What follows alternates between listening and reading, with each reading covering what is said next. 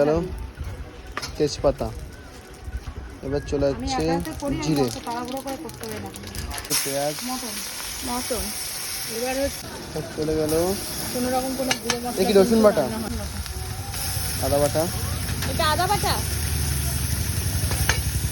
এটা কি শুকনো লঙ্কা পেস্ট, শুকনো লঙ্কা আর কাঁচা লঙ্কা দিতে ভালো করে ফ্রাই করা হবে। চলে গেল হলুদ গুঁড়ো আর লবণ, হালকা পরিমাণে চলে যাচ্ছে জল,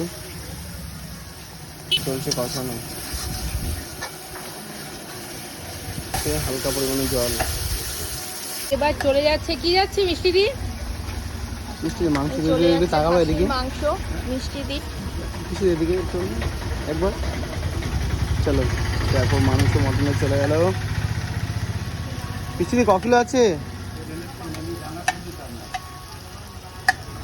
ও দেখো এই যে যাচ্ছে সেই প্রেসার কুকার দেশি থেকে মাংস। একদম রেওয়াজি। এবার মাংসটাকে ভালো করে কষিয়ে নেওয়া হবে। এখন তো কষানো হবে ভালো করে মিষ্টি দি, চলে গেল হচ্ছে ডিপ করে কিন্তু কষানো চলছে একদম।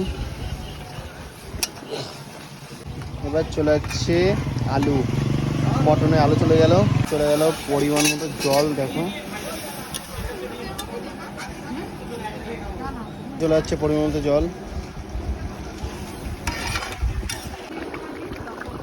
তো দেখাতে পাচ্ছি জলটা দেওয়ার পরে এখন কিন্তু টকবক করে ফুটছে, দেখো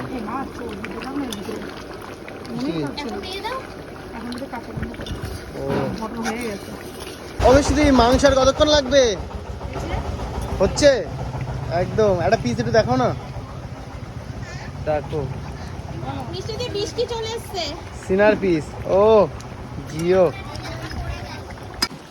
এবার কিন্তু চলে গেল মাংসর ভিতরে গরম মশলা। দেখো মটন কিন্তু রান্না হয়ে গেছে, গ্যাস বন্ধ হয়ে গেল, আর এইবার কিন্তু কড়াইতে ঢালা হচ্ছে। ও মাটন হয়ে গেছে, নামিয়ে দিল, কমপ্লিট। দেশি মাটন। অবশ্যই যদি কিছু বলো। দেখো মিষ্টির হাতে মাংস সবাই আগে করে অনেকেই খেয়েছে, একদম আগে খেয়েছে কাঠের জালে, এবার খাবে গ্যাসে। তো কাঠের জালের মতো টেস্ট হবে কিনা আমি জানি না, কিন্তু চেষ্টা করছি ভালো করার। কে একবার ট্রাই করে দেখতে পারবে, যারা মিষ্টির হাতের রান্না পছন্দ করে। তো 19-20 কোনো যায় আসবে না।